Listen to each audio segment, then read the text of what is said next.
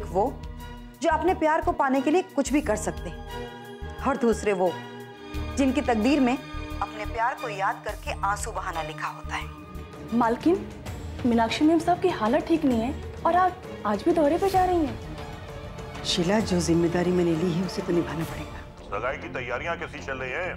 हमारे यहाँ तो मंगल गीत की तैयारियां शुरू हो गई हैं भाई। हाँ हाँ आचार्य जी, एक नए रिश्ते की मंगलमय शुरुआत हो रही है। आचार्य और बलदेव सिंह को अलग करना ही होगा, समझिए आप? मैं अपना वादा जरूर निभाऊंगी, और अगर नहीं निभा सकी ना तो आपको कभी अपनी शक्ल नहीं दिखाऊंगी। और मैं तुम्हारे बिना नहीं जी पाऊंगा मीनाक्षी। जीना तो मुझे भी तुम्हारे ही साथ ही आदत है। मैंने माँ को कह रखा है, मेरा ये फैसला कभी नहीं बदलेगा। आखिर माँ जी क्या कह रही हैं? बहुत बड़े दुख की बात है। बच्चों को जन्म तो माँ देती है, बच्चों की परवरिश में अपनी सारी जिंदगी लगा देती है, लेकिन बच्चों के बारे में फैसला करने का हक सिर्फ बाप के पास होता है। औरत आज भी मजबूर है आदित्य, आज भी औरत को कुछ नहीं समझा जाता, और शायद इसीलिए माँ की बात कोई सुन ही नहीं रहा है। औरत मजबूर नहीं है मीनाक्षी, वो तभी तक मजबूर है जब तक वो दूसरों के इशारे पर चलती है, लेकिन वो जब खुद फैसला करने पर उतरती है तो उसके फैसले को कोई नहीं बदल सकता। तो उसकी बात तो ये है मीनाक्षी कि माँ जी अब तक किसी फैसले पर नहीं पहुंच पा रही। आदित्य, माँ घर में कोई तूफान खड़ा करना नहीं चाहती, लेकिन फिर भी मुझे इस बात का पूरा भरोसा है कि माँ मेरी खुशियों से समझौता तो हरगिज नहीं करेंगी, और वो ये भी जानती है कि ऐसा करके वो मुझे खो बैठेंगी हमेशा हमेशा के लिए। नहीं नहीं मीनाक्षी, हालात चाहे जो भी, लड़ाई चाहे जितनी भी लंबी चाहे, लेकिन ऐसी बात कभी अपने दिमाग में लाना भी तुम्हें मेरी कसम है मीनाक्षी कि तुमने ऐसी बात कभी सोची भी।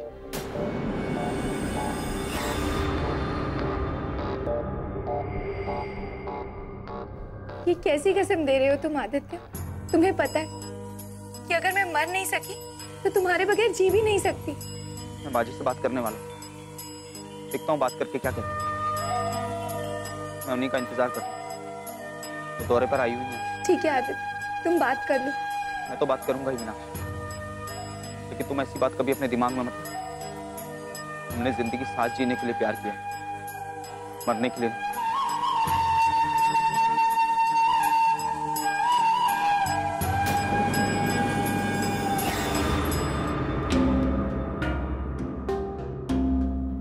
आइए मैडम। समाज में बदलाव को लेकर आपकी सोच तो बिल्कुल ठीक है मैडम, लेकिन सामाजिक बदलाव को स्वीकार करने से पहले हमें यह भी सोचना होगा कि समाज पर इसका असर कैसा होगा और क्या असर होगा। मैं कुछ समझी नहीं प्रदीप जी। अभी आपने इन लोगों के सामने कहा कि बच्चे तो मासूम होते हैं, नादान होते हैं, और उस नादानी के चलते ही वो इस तरह के बड़े फैसले लेते हैं कि उन्हें उसी से शादी करनी है जो उन्हें अच्छा लगता है। लेकिन जबकि कई बार ये होता है कि वो उनके लायक भी नहीं होता है। तो क्या हमें उनके ऐसे फैसलों को स्वीकारना चाहिए? माँ बाप के अनुभवों का फायदा तो उनके बच्चों को मिलना चाहिए। माँ बाप तो अक्सर देखभाल कर, सोच समझकर ही बच्चों का रिश्ता तय करते हैं, लेकिन बच्चे इस तरह की नादानियां कर लेते हैं। आज देश में ये माना जा रहा है कि तलाक के पीछे एक कारण ये भी है, और ऐसी बातों पर अंकुश लगाना बहुत जरूरी है मैडम। आजादी तो सबका अधिकार है मैडम, लेकिन हमें यह देखना होगा कि आजादी का सही उपयोग हो भी रहा है कि नहीं। हम जिसकी आजादी की बात कर रहे हैं, कहीं आजादी उसी के लिए घातक साबित ना हो। आप ठीक कह रहे हैं प्रदीप जी, लेकिन अब बात तो हर जगह है। बिल्कुल होता है मैडम, लेकिन हर मामले में तो नहीं होता। अगर आजादी के नाम पर हम किसी पागल के हाथ में पत्थर देंगे तो वो पागल पता नहीं कितने लोगों को घायल कर देगा, और हम इसे जायज नहीं ठहरा सकते। हम मानते हैं मैडम कि नारी को भी समान अधिकार मिलना चाहिए, उसे आजादी मिलनी चाहिए, लेकिन उसे भी अपनी सामाजिक जिम्मेदारियों का एहसास होना चाहिए, तभी सही मायने में नारी सशक्त हो सकती है। नमस्ते माँ जी, आपसे मिलने घर तो आ नहीं सकता था। प्रदीप जी से पता लगा कि आज आप इस गांव के दौरे पर आ रही हैं, तो यहाँ मिलने आ गए। यही वो अपवाद है मैडम जिसकी आप बात कर रहे हैं। सचमुच सर के फैसले का विरोध होना चाहिए। आज आदित्य और मीनाक्षी दोनों समझदार हैं।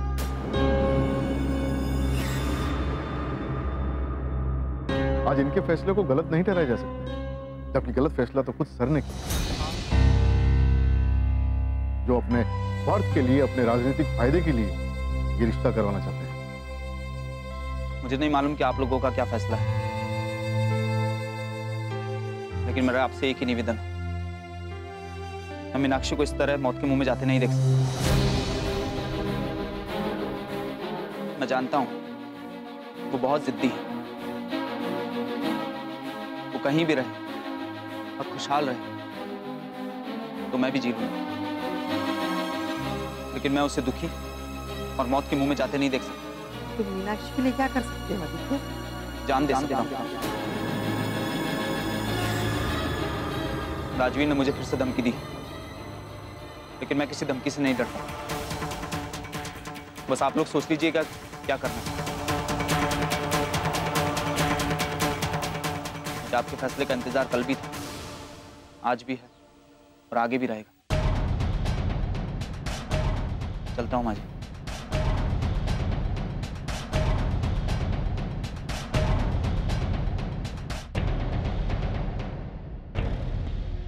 मैडम, आपके घरेलू मामलों में हमें बोलने का कोई हक तो नहीं है, लेकिन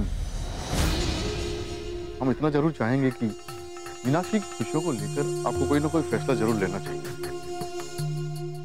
आइए।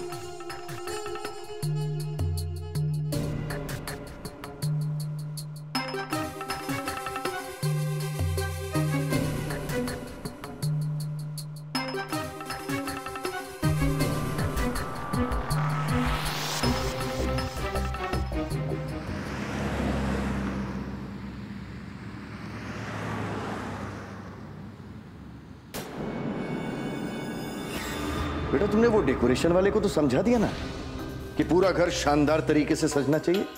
हाँ पापा, मैंने उसे अच्छी तरीके से समझा दिया। बेटा, सगाई शाम के बाद होनी, अंदर से लेकर बाहर तक ऐसी लाइटिंग होनी चाहिए कि दूर से भी आदमी देखे तो कहे कि कोई खास बात है। हाँ? और बेटा, मैंने सिक्योरिटी वालों से भी बात कर ली, पूरी सिक्योरिटी का इंतजाम रहेगा। पर पापा, पुलिस फोर्स भी तो रहेगी। हाँ बेटा, लेकिन मैंने सिक्योरिटी का इंतजाम इसलिए किया है ताकि कोई बिन बुलाया मेहमान अंदर ना आ सके। अपनी पार्टी के सारे कार्यकर्ताओं के लिए मैंने खाने पीने का इंतजाम बाहर किया है। लेकिन पापा, मीनाक्षी और माँ अभी तक नाराज है।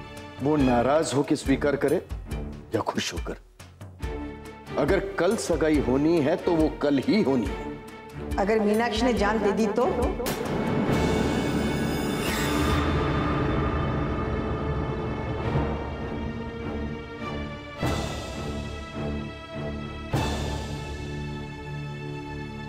मीनाक्षी ने जान दे दी तो उसकी लाश के साथ सगाई कर देंगे आप? इतनी ज्यादती भी मत कीजिए उसके साथ कि उसके दिल में आपके लिए नफरत ही नफरत हो। तुम्हें पता है ना कि मेरे फैसले कभी बदलते नहीं। अब वो प्यार से माने या नफरत से, तुम उसे समझाने के बजाय मुझे समझा रही। हाँ, मैं अब इतना तो समझ चुकी हूँ, आपको आपकी राजनीति प्यारी है बस। न घर की खुशियों से कोई मतलब है, न बच्चों की खुशियों से कुछ लेना देना है आपको। तुम्हें जो भी समझना है समझ लो, लेकिन होगा वही जो मैंने सोचा है। माँ पापा के बारे में ऐसा क्यों कह रही? आज तक पापा ने हमारे लिए सब कुछ किया है। हमारे पास जो कुछ भी है वो पापा का ही तो दिया हुआ है। आज तुम्हारे पापा के पास जो नहीं है उसे हासिल करने के लिए मीनाक्षी की खुशियों के साथ खेलना चाहते हैं। माँ, आपकी इन बातों की वजह से ही ना मीनाक्षी के हौसले अभी तक कायम हैं। तुम ठीक कह रहे हो बेटा, वो आदित्य मेरे ही घर में आकर मीनाक्षी के रिश्ते की बात कर रहा था। उसकी वजह और कोई नहीं, शारदा ही है।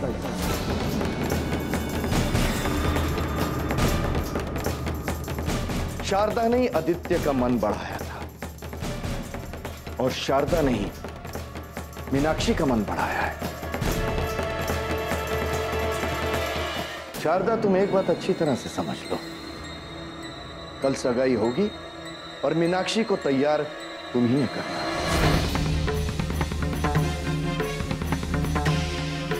ये तुम्हारी जिम्मेदारी होगी शारदा, और ये बात तुम अच्छी तरह से समझ लो।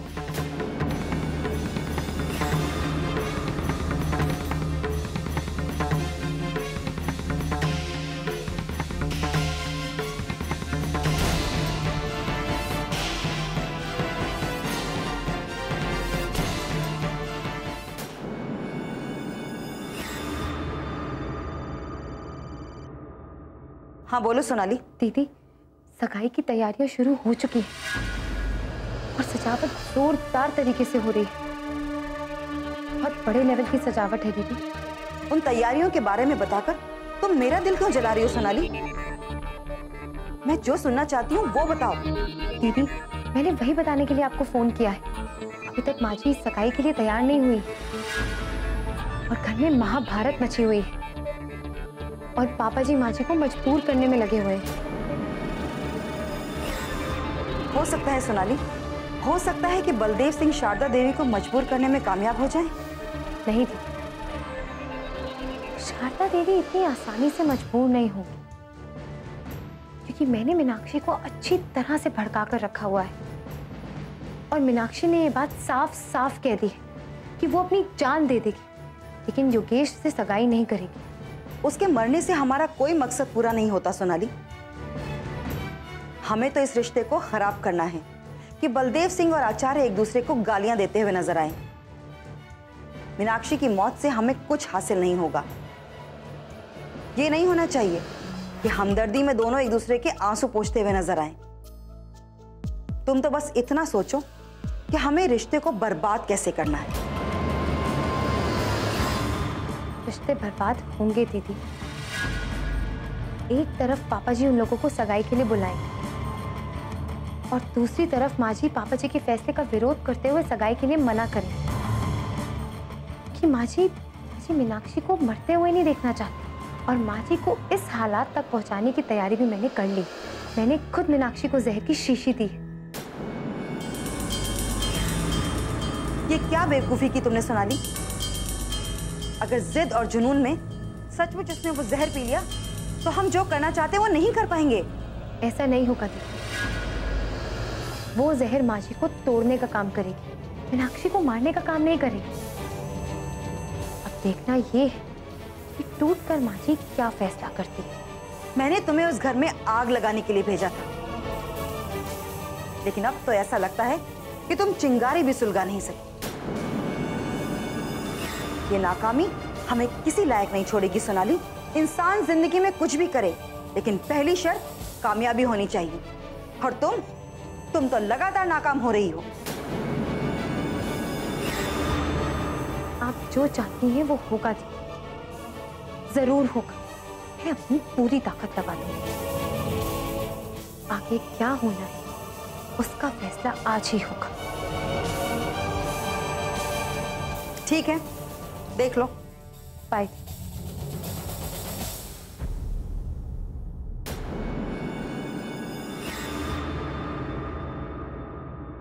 ये काम तो राजवीर और वो कर रहे हैं ना, लेकिन आपको मेरा एक और काम करना होगा। तैयारी सगाई की नहीं बल्कि शादी की करनी होगी।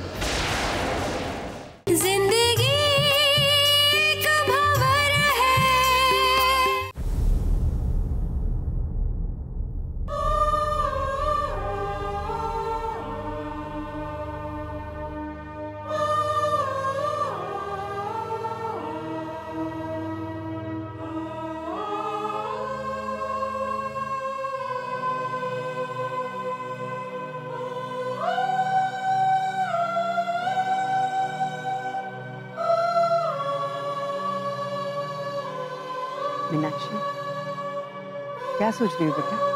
कुछ नहीं माँ। पापा और भैया कल की तैयारियों में लगे और मैंने भी अपनी कल की तैयारियां कर ली।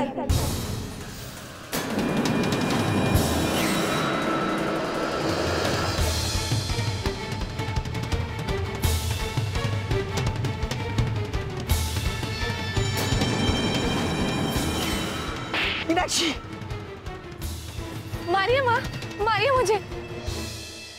जहर पीकर मरने से तो अच्छा है कि मैं आपके हाथों में मर जाऊं।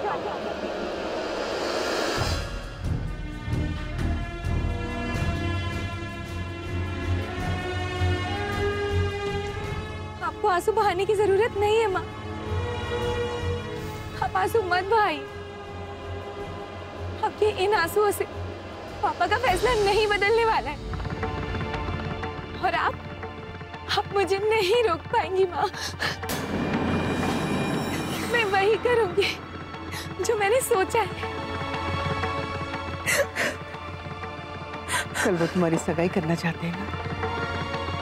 कल तुम्हारी सगाई नहीं, शादी होगी।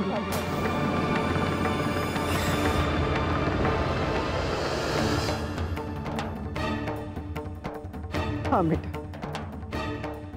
कल वो शाम को तुम्हारी सगाई करना चाहते हैं ना? शाम से पहले दोपहर में तुम्हारी शादी होगी आदित्य के साथ। अगर वो अपना फैसला नहीं बदलना चाहते तो अब ये मेरा फैसला है।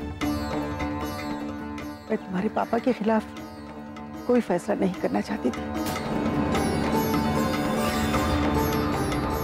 इसलिए मैं उन्हें आज तक समझाती रही। काश वो मेरी बात समझ जाते। ना वो सुनना चाहते हैं, ना समझना चाहते हैं। बस अब यही एक रास्ता बचा है। कल तुम्हारी और आदित्य की शादी हो जाएगी। सगाई तुम्हारी लड़की की होती है बेटा, शादीशुदा की नहीं। पर कल के बाद तुम आदित्य की पत्नी कहलाओ। तुम्हारी शादी आदित्य के साथ कल होगी। तुम आदित्य को फोन करके बता देना और मैं अपनी दीदी से कहूंगी कि शादी की तैयारियां करें। माँ, माँ।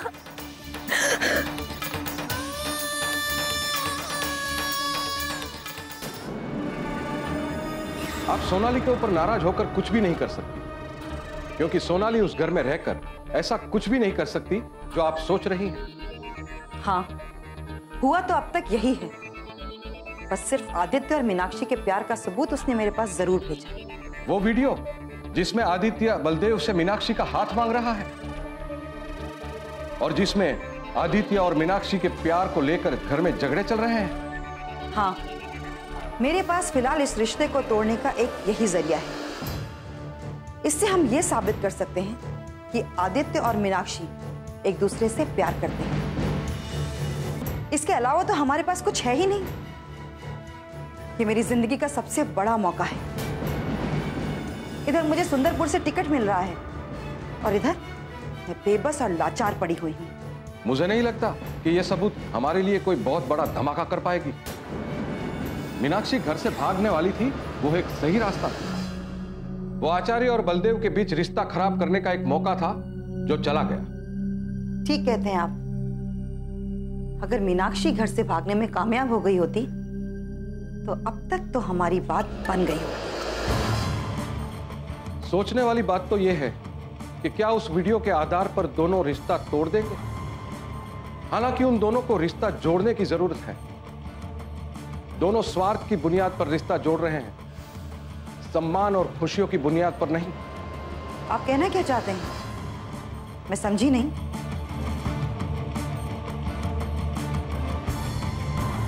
मैं ये कहना चाहता हूं कि आदित्य और मीनाक्षी के प्यार को साबित करने वाली जिस वीडियो को आपने संभाल के रखा है, जिस दिन वो वीडियो आचार्य के सामने आएगा, आचार्य बलदेव से रिश्ता तोड़ देंगे। मेरी बात समझने की कोशिश कीजिए। लड़की पहले किससे प्यार करती थी या उसकी किससे दोस्ती थी, और ये तो राजनीति से जुड़ी हुई शादी है। जरा सोचिए, इस वीडियो को देखने के बाद भी आचार्य सगाई की बात पर अड़े रहे तो क्या होगा? तब तो हो जाएगी सगाई।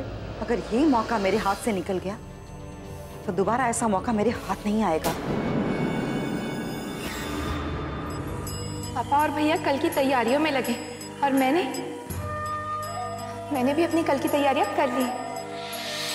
जहर पीकर मरने से तो अच्छा है कि मैं आपके हाथों में मर जाऊं। और आप मुझे नहीं रोक पाएंगी माँ। मैं वही करूंगी जो मैंने सोचा है। कल वो तुम्हारी सगाई करना चाहते हैं ना? कल तुम्हारी सगाई नहीं, शादी होगी। नमस्ते मैडम। नमस्ते, बैठिए। आपने फोन किया था मैडम? हाँ प्रदीप जी, आपको मेरा एक जरूरी काम करना होगा। जी, सर ने भी कहा है कुछ लोगों को फोन करना है और सगाई के लिए वो स्टेज की तैयारी भी करवानी है। ये काम तो राजवीर और वो कर रहे हैं ना, लेकिन आपको मेरा एक और काम करना होगा। तैयारी सगाई की नहीं बल्कि शादी की करनी होगी। आज चाहे पूरी रात आपको मेहनत करना पड़े। जी हम करेंगे। अब इन सारी तैयारियों की चिंता आप हम पर छोड़ दीजिए। अगर राजवीर के पापा आपको यहाँ घर बुलाए तो आप कोई बहाना कर दीजिएगा।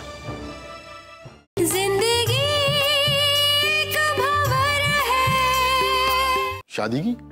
किसकी शादी की तैयारी मैडम? 2-3 जोड़ियों की शादी करवानी है। आपने गांव के सरपंच की बात तो सुनी होगी ना? वहां भी पंचायत चल रही होगी। लेकिन मैं खुद ही ये नहीं समझ पा रहा हूँ कि मुझे क्या फैसला करना है। उन बच्चों के साथ इंसाफ यही होगा, उनके घर वालों को समझाया जाए और उन बच्चों की शादी करवा दिया जाए। फिलहाल आप कुछ मत सोचिए, बस इतना सोचिए शिव मंदिर में शादी करवानी है, उसकी तैयारियां आपको करनी होगी। जितने पैसे खर्च होंगे वो मैं दूंगी, लेकिन आपको एक बात का और ख्याल रखना होगा। जी मैडम। ये किसी को पता नहीं चलना चाहिए कि शिव मंदिर में किसी की शादी की तैयारियां चल रही हैं और मैं कुछ जोड़ों की शादी करवाना चाहती हूँ। जी, ये तो बहुत पुण्य का काम है मैडम, हम सारी तैयारियां करवा देंगे। कल सुबह 9 बजे शादी होगी। शादी की पूरी तैयारियों का ख्याल आपको रखना होगा और ये समझ लीजिए शादी की छोटी बड़ी जितनी भी तैयारियां हैं वो सब आप ही को करनी होगी। आज चाहे पूरी रात आपको मेहनत करना पड़े। जी हम करेंगे। अब इन सारी तैयारियों की चिंता आप हम पर छोड़ दीजिए। अगर राजवीर के पापा आपको यहाँ घर बुलाए तो आप कोई बहाना कर दीजिएगा। हाँ, आज सुबह से ही हमारा सर बहुत दर्द हो रहा है। बस अब हम कुछ देर घर जाकर आराम करना चाहते हैं क्योंकि तबीयत कुछ ठीक नहीं लग रही है हमारी। प्रदीप जी, आप राजनीति के तौर तरीके अच्छी तरह समझ गए।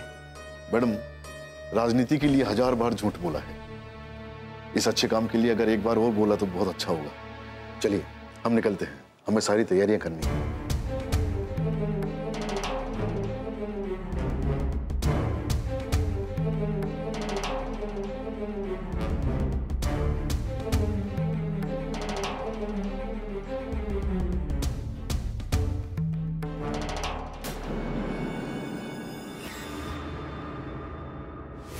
राजनीति में रास्ते बनाने के लिए एक सौदा कर रहे हैं आप, और मैं अपनी बेटी का सौदा नहीं होने दूंगी, हरगिज नहीं।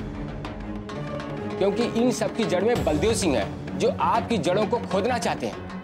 अब आपको ये सोचना है कि उन्हें कैसे जड़ से उखाड़ कर फेंका जा सकता है कि वो कभी इस तरह से आपके खिलाफ साजिश करने के लायक ही ना रहे।